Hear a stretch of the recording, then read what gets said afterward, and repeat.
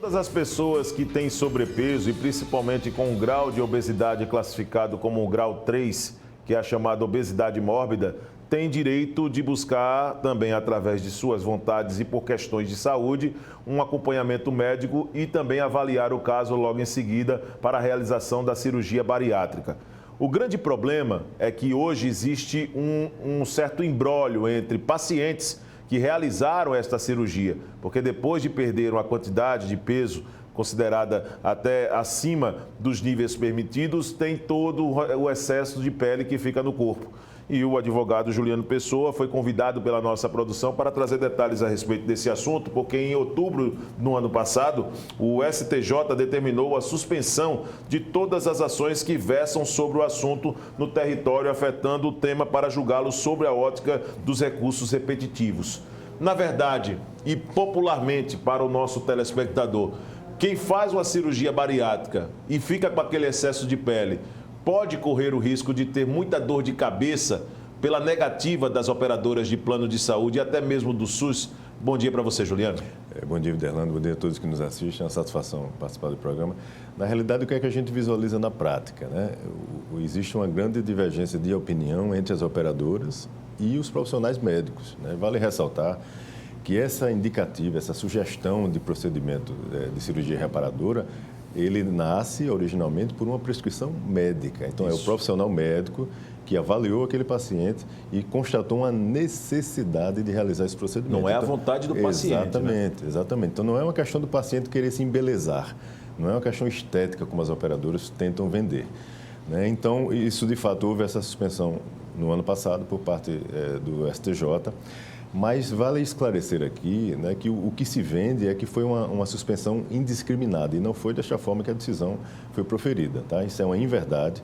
O que é que o STJ disse? Em regra, suspende-se todas as demandas que versam sobre esse tema, porque o STJ irá pacificar essa discussão. Lá na frente, ele julgará isto sobre a ótica dos recursos repetitivos e chegará numa decisão uniforme, onde todos os demais tribunais do país deverão seguir aquele entendimento fixado. Porém, ele excetua, ou seja, ele deixa de fora os casos onde o paciente se enquadre na tutela de urgência. Quando é que isso ocorre para que as pessoas que nos assistem nos entendam? Quando você tem uma necessidade, e além da necessidade pelo excesso de pele e etc., você tem uma necessidade por conta de riscos à sua saúde. Quem é que vai aferir esse risco? O médico, mais uma vez. Com certeza. Então, o médico analisa o seu caso concreto e diz, olha, além do excesso de pele, que já é incômodo por si só, você está tendo hoje problemas de saúde em consequência desse excesso de pele, infecções e outros problemas que surgem.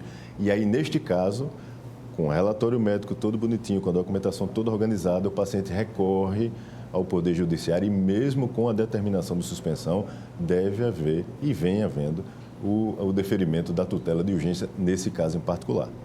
Agora, naturalmente, Juliano, quando se tem uma recomendação médica, essa prescrição médica acaba sendo também um processo muitas vezes até demorado para o paciente diante da necessidade, porque quando o médico prescreve, né, ele recomenda uma cirurgia, é porque ele já avaliou que a situação do paciente é de extrema necessidade, não é? Isso pelo menos na teoria, na ótica, né? Agora, na prática, demora muito tempo para que a decisão judicial possa vir e a operadora de plano de saúde encaminhar todos os trâmites para a realização dessa cirurgia? Olha, veja só, ele precisa, como nós falamos, reunir, de fato, essa documentação que fundamenta essa necessidade de intervenção agora mesmo diante dessa recomendação geral, digamos assim, de suspensão dessas cirurgias, tá?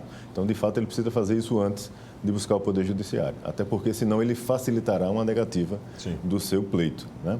Mas quando ele reúne isso de forma bem organizada, busca um profissional da área jurídica especializado na área que sabe abordar isto de forma mais específica e técnica, o que a gente vem vendo são que as decisões são rápidas, até porque aquelas decisões que se enquadram na tutela de urgência, ela tem prioridade de apreciação dentro do Poder Judiciário. Então, isso não demora, de fato, a acontecer. E aí nós tivemos novidades em relação a essa temática, Viderlando, no sentido de nós temos dois grupos, vamos dizer assim, para ficar fácil para as pessoas entenderem, de pacientes. Um grupo de paciente é este que se enquadra num risco, ele tem, além da necessidade, um risco à sua saúde, e aí ele vai para a tutela de urgência. Mas tem aquele outro grupo que tem a necessidade, por conta do acúmulo de pele também, mas não está com um risco iminente agora. Entendo. Então, ele se encaixaria na suspensão que foi determinada o ano passado pelo STJ.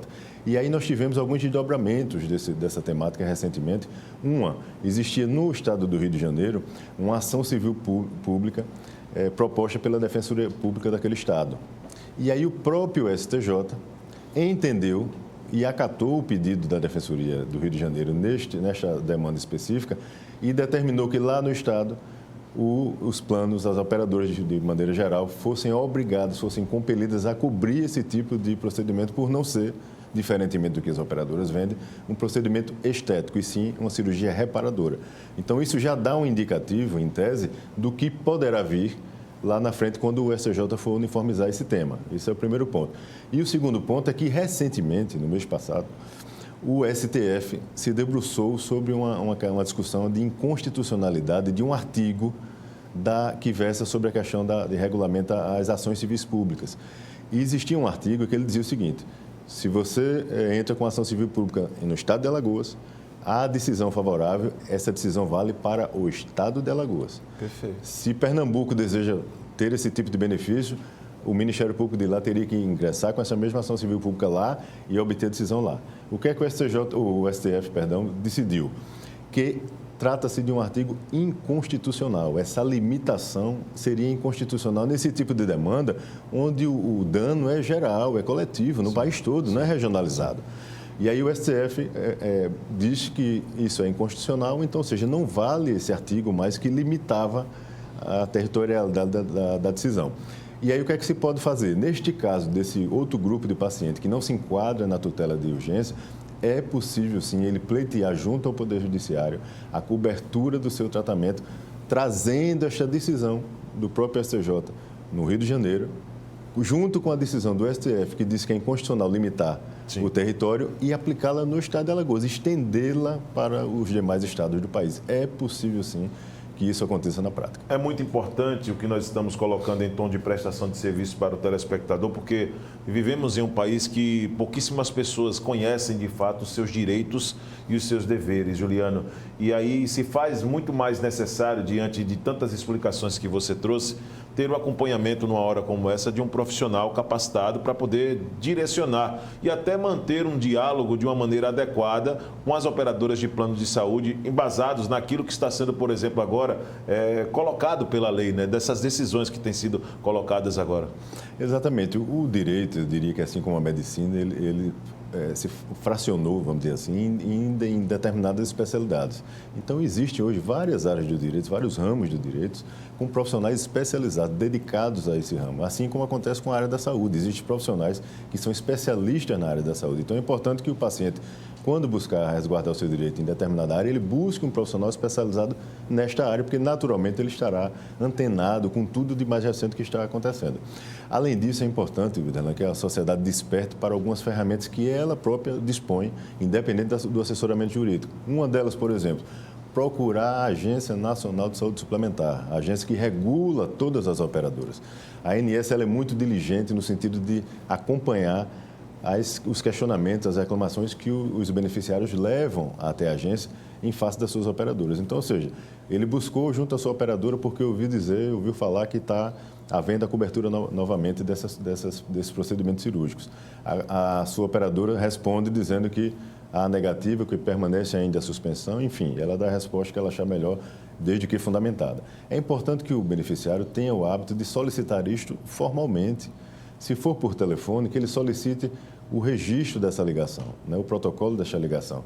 E melhor ainda se ele fizer isso por e-mail, porque ele estará documentado ali com a negativa e a operadora, quando dá sua negativa, ela precisa fundamentar. Claro. Né? E aí o beneficiário estará de posse disso. E é importante que automaticamente ele reporte esse caso para a ANS. Ou pelo 0800, que ele entre no site ans.gov.br, todo mundo acessa lá. Tem um 0800 que ele pode entrar em contato, bem como ele pode fazer tudo isso pelo próprio site da agência. A ANS irá abrir uma reclamação e irá contactar a operadora desse beneficiário para verificar o que foi que houve naquele caso concreto. Em paralelo, ele já pode buscar o auxílio de um profissional da área jurídica para poder orientá-lo na sequência dos atos até reunir tudo o que ele precisa para poder pleitear no Poder Judiciário. Agora, a respeito de clientes, Juliano, você tem clientes que se encaixam nesse perfil no tema dessa entrevista e qual é o tempo médio? Porque isso eu sei que varia de caso a caso, mas qual o caso que você pegou que se estendeu assim por um tempo considerável para o nosso telespectador ter um parâmetro? Se eu der entrada hoje com todas esses mecanismos de defesa, com tudo aquilo que é considerado como prova, quanto tempo eu vou fazer essa minha cirurgia, quanto tempo devo passar? Tem um parâmetro, uma questão de tempo? Veja só, essa pergunta é bem interessante porque assim, tudo passa antes por uma reunião de documentos. Né? Então, o que é que demora um pouco mais? Não é nem esse pleito junto ao Poder Judiciário, né? Porque muitas vezes se pede um deferimento de uma liminar e termina sendo apreciado de forma mais breve. A grande demora, na realidade, desse tipo de demanda é você constituir ali e reunir todos os documentos. Né? Exatamente. Então, você precisa, naturalmente, ter essa negativa da sua operadora. É interessante que haja a oportunidade, existe a oportunidade da operadora negar. Né? Ela pode, de repente, dizer que vai cobrir. Né? Então, é preciso que se tente pode acontecer essa isso. tratativa. Pode, não é regra. O que a gente vê, 99,9% são as negativas, dizendo que é uma cirurgia estética que não se cobre, porque está extra-contrato. Então, ele precisa fazer essa tratativa com a sua operadora, ficar de posse dessa negativa. Ele também precisa, especialmente, procurar o médico especialista, porque vale ressaltar aqui, não é um desejo pessoal, particular do paciente. Não é o paciente que diz que ele necessita ou não. É o profissional médico que tem que aferir isto, no caso concreto, e o profissional médico, enquanto especialista, dizer, olha, você necessita fazer o procedimento de cirurgia reparadora. O médico fazendo isso, é importante que o paciente solicite a este profissional um relatório médico. Né? Vale ressaltar, inclusive, que é dever do profissional médico que assiste a qualquer paciente fornecer, quando solicitado, um relatório médico, porque ele acompanha o paciente, né? E assim está posto no Código de Ética Médica. Então, o médico irá reduzir a termo isso, trazendo um relatório detalhado, minucioso, do porquê, do ponto de vista técnico, científico, e embasado na literatura médica, porque esse paciente necessita, neste momento, ser submetido ao procedimento, a esta intervenção. E aí, com base em tudo isso, e exames, acessórios, etc., o paciente, sim, reúne tudo isso e busca o Poder Judiciário. Aí facilita muito o pleito ser atendido lá na frente. Juliano, muito obrigado pela sua participação, parabéns pelo tema, pelos esclarecimentos. Eu acho que isso é o objetivo mesmo.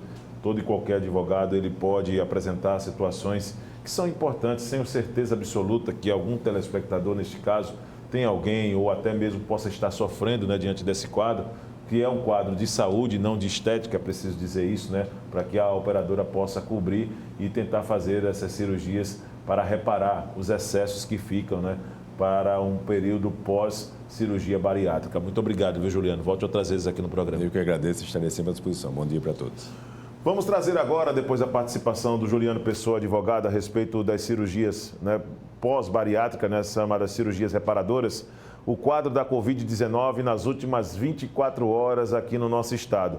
Nós temos, inclusive, informações atualizadas para você, telespectador, em situação que ocorre neste exato momento. Novos casos, 513 casos novos confirmados, casos até aqui confirmados também da Covid desde o início da pandemia, 217.230, casos recuperados, 208.226.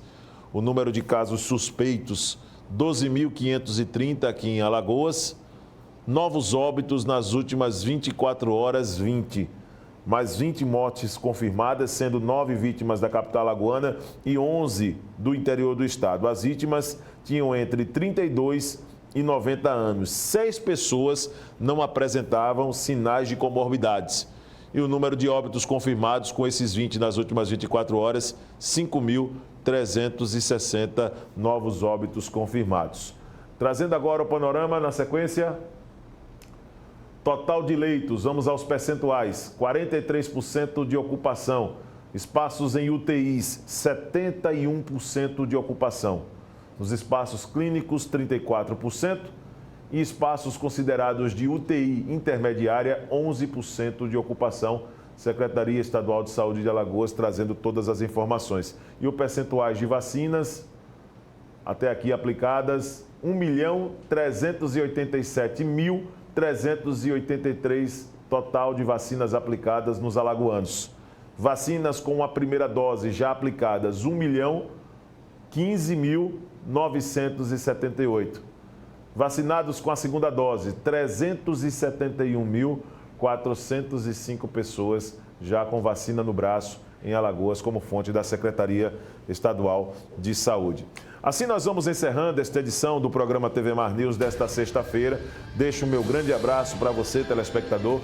Muito obrigado mais uma vez por ter ficado conectado conosco, né? Compartilhamos esta semana aqui na apresentação do TV Mar News, mas na próxima segunda-feira, Orlando Santos estará de volta para dar sequência também por 1 hora, com muita informação, entretenimento e também a participação dos nossos convidados no estúdio, como prestação de serviço para o público alagoano.